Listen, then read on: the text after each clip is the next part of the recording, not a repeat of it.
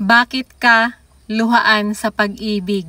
So ito yung itatapi natin ngayon mga Archangel. So karamihan sa atin nakikipagrelasyon dahil hinahanap nila sa ibang tao yung mga bagay na wala at kulang sa sarili nila.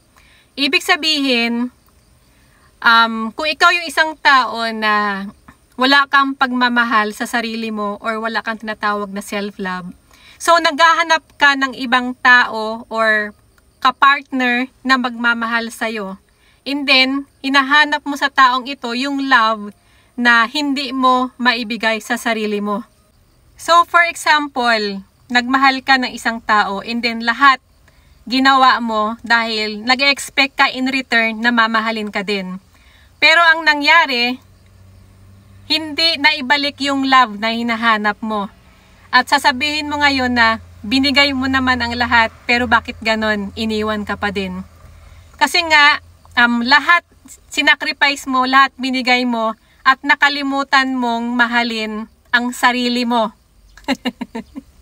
You cannot love someone or anyone kung hindi mo natututunang mahalin ang sarili mo. Dahil ang experience natin sa outside world ay reflection lamang kung ano yung nasa loob natin. Para lang itong mirror or salamin na kung paano mo tinitreat ang sarili mo, not only your physical body, kung paano mo tinitreat yung soul mo, kung paano mo tinitreat yung spirit mo, so ganun din yung nagre-reflect sa outside world. So let's say wala kang pagmamahal sa sarili mo, wala kang self-love.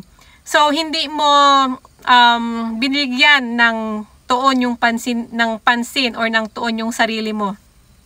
So let's say puro ka na lang bigay, puro ka na lang sacrifice doon sa taong mahal mo, pero ikaw nakalimutan mo yung self-love sa sarili mo.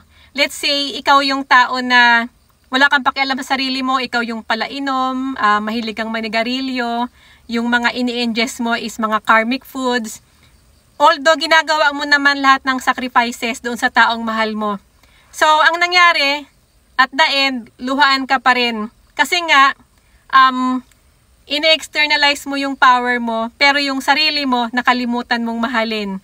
So, dahil sa wala kang pagmamahal sa sarili mo at hindi mo minamahal at hindi mo pinagtuunan ng pansin yung pagkikare sa soul and spirit mo, so ganun din yung na-attract mo. Kumbaga in return, it looks like parang karma siya sa'yo.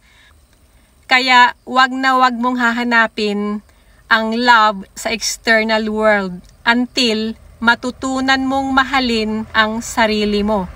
Don't chase, attract. Meaning, kailangan meron kang source of love sa sarili mo para ma-attract mo siya.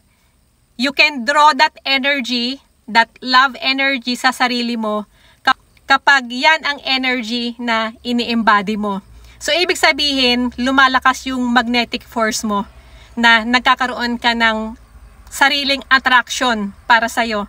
Para kang isang flower na nagbubloom dahil nga sa nino-nurture mo yung sarili mo, dahil sa inaalagaan mo yung sarili mo. So, para kang flower na nagbubloom at dahil sa napakaganda mo at napaka-full bloom mo, so dyan mo ma-attract yung mga beasts na lalapit sa'yo. So, hindi mo na kailangan sabihin sa mga beast na halika dito.